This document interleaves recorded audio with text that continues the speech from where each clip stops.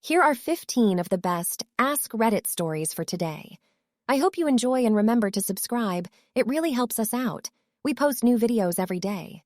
Worst man and women of Reddit, what was the final straw? When she refused to go back to marriage counseling because he makes me feel wicked because I won't stop seeing the other guy. There's pretty much nothing left to say. She didn't want to be married or a mom anymore. She also wanted to see other people. I showed her the door and she ran like a bat out of hell. Left me and the kids. All I had to do to get custody was keep paying her cell phone bill and car payment. This was pretty much all she cared about. Too damn bad that was not part of the divorce agreement.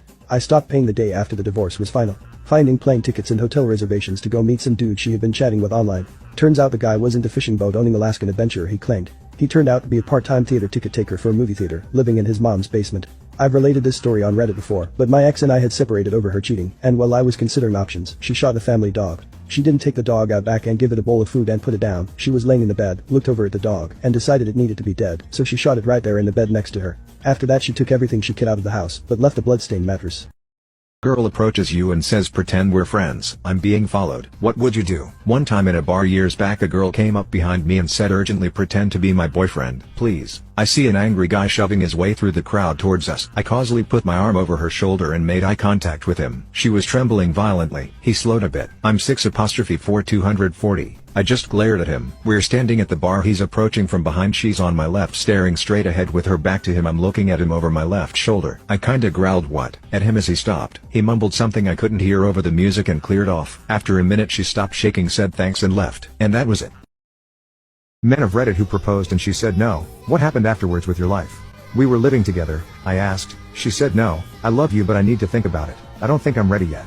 Can you give me some time and ask later? A few months go by, I ask again, same response. A few more months, same deal. A couple more weeks and then she says, hey, what do you think of us getting married? I replied, that's an excellent idea. Why didn't I think of that? Our 39th anniversary is next month. My mom rejected my father the first 2 times, lol. There was no real hard feelings between them. I guess my mother was just not ready for marriage yet. She ended up proposing to him. My grandmother and mother sewed a suit for their dog to wear and attached a sign around his neck with a ring that read, will you marry me? Then she sent the dog out into the kitchen to beg for scraps while my father was preparing dinner. The next thing she heard was a very concerned voice shouting, honey, the dog is asking me to marry him. Cue absolute hysterics. My dad said yes to the proposal. My human dad and my human mom, no dog involved, are still married 2 decades later. All the ugly people. What's something that happened to you in school that still sticks with you today? I really want to know. I'll go first. One incident always comes to mind. We got a new girl at our high school, we'll call her Jenna, and the teacher asked me to show her around. She was a really pretty slim blonde girl, and of course I did. I remember taking her through the halls showing her where everything was. I remember showing her the locker room before lunchtime, and she sort of just stuck by my side because I was the first person she met at our school, and I didn't mind. I recall her being a really nice girl. I always sat on the floor at lunch, never enough tables and didn't really have a friend group, so the floor was my spot. She sat with me, and we talked about where she was from, how long she was staying, etc. All of a sudden, this senior approached us out of nowhere. He just looked straight at Jenna, didn't even make eye contact with me and said, you're way too pretty for the floor, come sit with us. She hesitated and looked at me instantly. I nodded and smiled at her, telling her it was fine so she wouldn't feel guilty. And she shouldn't have. The truth is, she truly was way too pretty to be sitting on the floor with me. I remember my self-esteem being crushed. I went home, had dinner, then cried myself to sleep that night. Me and that girl never talked again, and she made prom queen 2 years later. Since then, I've lost over 20 pounds but still struggle with my self-esteem, which is to be expected. My dog has been doing the most terrifying things and I have no idea what to do. Please, bear with me. Everyone will probably think I'm crazy but I couldn't make this shit up. I hope posting this online will be a good start. I'm only 13. I really don't know what to do. My dog Otis is a relatively friendly Belgian Malinois with a tendency to get bitey when he gets nervous. To be honest, I've never really liked him. I don't like to talk about it, but I'm sure you can piece together what happened when a clueless toddler and a nervous Belgian Malinois mix. I've had a scar ever since. A few weeks ago, my parents left me alone with just Otis and a few packs of ramen noodle cups to keep me company. I had my own phone, so I didn't care. I decided to get out my laptop and do a little gaming while I had the opportunity, and I heated a fresh cup of noodles to eat. It was nice to have a little downtime to myself, and that was when I noticed it for the first time. As I booted up the game, in the deafening quiet of a relatively empty house, I heard it. You're alone. It sent chills up my fucking spine. It was raspy and hard to understand, sort of quiet at the same time. It came from directly behind me. I ripped the headphones off my ears and turned to look behind me in a panicked flurry. Who's there? I asked. No response. Just silence. Spare the shaky sound of my panicked breaths. The only thing I did see was my dog, staring at me with those dead eyes of his. Did I imagine it? I didn't think so. Otis, did you just fucking talk to me? I asked. I felt dumb saying it, but I couldn't help but try. As expected, no response. My day was ruined. I pulled out my phone to text Mom about it before I heard it again. I say hello? This time it was quieter but a little clearer. I looked back at Otis to see he was standing on his hind legs with his chest puffed out, like a deer with chronic waste syndrome. What is your silent unseen act of personal defiance? When a kid is being a brat in a noisy and public area, I casually get close to them and fart on their head face. I'm really tall, so it's usually a direct hit. Sometimes when I get home before everyone else, I like to lay on the kitchen floor and pretend to be a vegetable. Today is broccoli day. I have an account at Citibank with less than 25 cents in it. Every month they send me a letter with my account balance on it, which costs more to send than the worth of my account. I am slowly taking down Citibank with every letter. I work in a supermarket at one of 20 checkouts. The prices of most things seem reasonable to me, but the one thing that I feel is absurdly overpriced is nappies diapers. So whenever someone buys a box of nappies, I cover the barcode with my hand as I pass it across the scanner and the person gets them for free. I honk at dogs when they're pooping. Try it, you'll see some hilarious faces on those dogs. What's the dumbest rule your school ever enforced? Lock the only boys' bathroom because someone wrote on the wall in Sharpie. It wasn't even anything rude or inappropriate either. It was just the word hi or something like that. Didn't unlock the door until one boy wet himself and parents threatened to sue. Not really a rule, but the toilet paper holders are outside of the stalls on a wall. So you have to calculate before taking a dump how much you'd need and hope that it was enough. I got a suspension for holding a stick. The phone call with my mom went something like this, only slightly dramatized. School, Mrs. Blank, your son has been suspended. Mom, oh my goodness, what did he do? He was holding a stick. Did he hit someone with it? No. He was just holding it. Did he threaten to hit someone with it? No, just held it. Did he refuse to put it down when you asked? No, he was very cooperative. So, what did he do wrong? He held a stick. And I should be upset about that? Absolutely, you know we have a zero tolerance policy. Right. Well, I'll talk with him. As you might guess, I did not get in trouble at home. We suddenly one day weren't allowed to stand in circles during recess because, and I quote, we could be dealing. I will add that for the years prior we had been standing in circles no problem. Next recess, we stood in a triangle, cue principal going ape. Next day we stood in a square, principal kept us inside for a week and threatened us all with detentions if we did it again. I don't love my wife, and I resent that I have to care for her, but I will probably never leave her. She was my high school sweetheart. The love of my life. My soulmate. When she suffered a brain injury and fell into a coma, I had no idea whether she would ever wake up again. When she did, she was severely disabled, and she was a different person. I hoped her old personality would come back with time and therapy, but it's been 5 years since she woke up, and I think this is just what she's like now. She's not a bad person, she's just not the woman I fell in love with. I'm expected to be grateful that I got my wife back, but the truth is my wife died the day she was injured. I hoped I would be able to fall in love with this new person, but you can't just force yourself to fall in love with someone. So I resent her. I know it isn't her fault, it's not fair that I feel this way towards her, but I resent this new woman for taking my wife away, and for the fact that I have to take care of her. I can't leave her. She has no one else to care for her. And she still has my wife's voice, her laugh, her smile. I couldn't bear to lose those. They're all I have left of the woman I love. So I pretend. I pretend I don't notice that she's a completely new person. I pretend I still love her. I pretend I don't resent her. I care for her.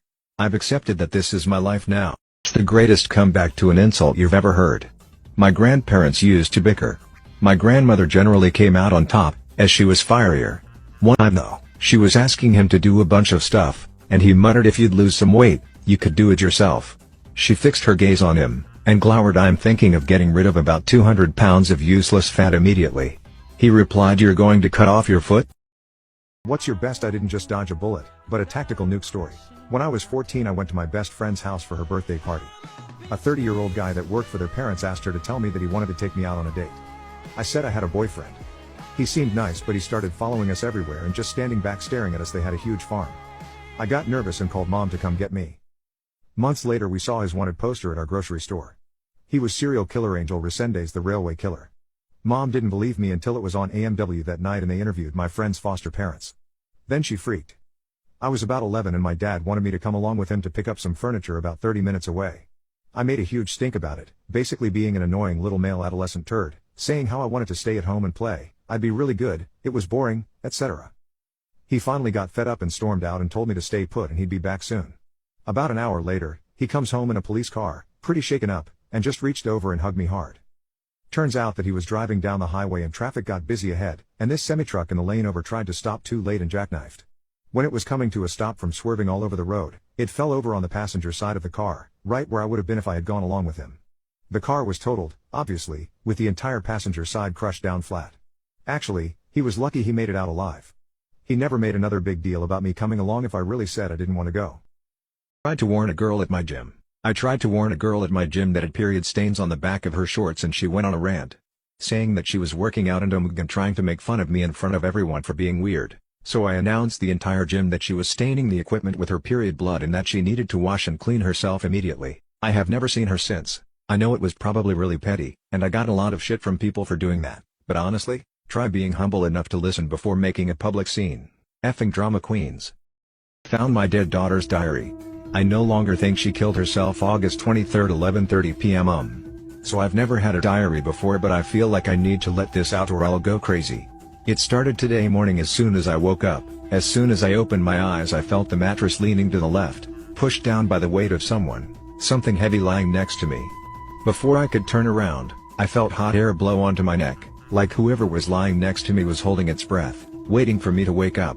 I immediately turned around and saw nothing. Obviously I got up from my bed, thoroughly rubbed my eyes and pinched my arm just to make sure I wasn't dreaming. I wasn't from the time I headed to the shower till I left school. The entire time I felt like I was being watched, like the pair of eyes staring at me were soon going to burn my neck. Surprisingly, as soon as I reached home, turned the handle of the door and went in, the feeling of being watched just washed away like someone dropped a bed sheet in front of me. I wish the feeling of being watched stayed though, because what came next was way worse and it feels like it's never going to leave me. As soon as I entered my room the air suddenly felt heavier, like I was trying to breathe underwater, a horrible feeling of suffocation. It's so damn frustrating how the air just wouldn't fill my lungs. No matter how much I inhaled the air would just get stuck midway through breath and get exhaled. I tried to relax and meditate but the feeling is still there and feels like it's not gonna leave. So I'm just going to try to relax and sleep and maybe I'll wake up better tomorrow. August 24, 10 p.m. The fact that I thought I would just wake up better makes it the most horrific act committed by someone you know personally. I had a friend with a very toxic girlfriend who constantly cheated on him. They eventually broke up, but one day she told him she was pregnant so he decided to get back with her for the kid. Turns out she continued cheating while pregnant so he tried to convince her to get an abortion but she refused.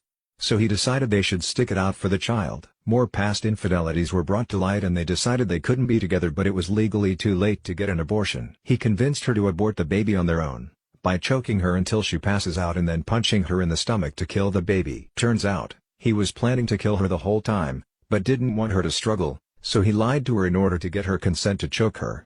He held on tight until he felt her pulse stop. After 10 minutes he regretted it. 2 hours later he called me to tell me what he had done and we had a 6-hour conversation and then he committed suicide. Made you quit a job on the spot. Worked for a privately owned bakery for exactly 1 week. The owner's son comes in, walks past the counter and into the bathroom. He comes out a few minutes later without acknowledging me or my co-worker, gets into his car and drives away. We both looked at each other then opened the door only to find this guy literally shit all over the toilet seat and the toilet paper holder. I called the owner, told her what happened and she said to deal with it. So I asked my coworker if she wanted to clean it up because I wasn't going to. She declined and I told her I was walking out. She did as well. We locked up the store and told the owner we quit but would reconsider staying if her son came back to clean up his own mess. She yelled and berated us for 20 seconds before I said goodbye and hung up. Nosy parents of teenagers, what do you wish you shouldn't have seen? I'm a parent. So one weekend wife and I are chilling out in bed watching whatever garbage on TV, when our youngest son 11 years old, comes in and says oldest brother 13 years old, is looking at the hub on his tablet, so we call for oldest son. He denies and denies of course, so tell him to bring me his tablet. He hasn't learned the art of incognito browsing or clearing history completely. Going through his history, well I'll be damned, he is looking at the hub. Not just any corn though. Some anime stuff, some adult raunchy stuff, but the real kicker was the Scooby-Doo porn. Fred fucking Velma, Shaggy effing Daphne, Velma doing Daphne, etc. So mom leaves the room to let dad and his son talk about this. Starts with the usual, don't lie, you can't hide this shit from me if I go through your browsing history, it's okay to embait, you're growing up, yada yada yada. Finish the conversation, give him his tablet back, but as he's walking out the door, I can't but help do my best / worst Scooby impression but Shaggy followed by zoinks. Jinkies and Roro found your corn. His face got so red, and I just lost it, I was in tears. Now every so often, when he starts to cop an attitude with us, I just go oinks to him. Kicker of it all, youngest son comes into the room with I was only joking, I didn't know. What did you see that you definitely weren't supposed to see? I was in a new friend's room and he was showing me his family album. In one of the pictures the whole family is butt naked holding each other's glizzies, keep in mind they are 20 plus. Me and my friend were hanging out and he has a 3-year-old son and the wife's not home. The son comes and says daddy milk time, he takes off his shirt and the 3-year-old starts sucking on his nipples. I told him guys can't breastfeed and he said I know it just feels good. I was traumatized. I walked in on my grandma and grandpa smashing and all he said to me was this old thing still works.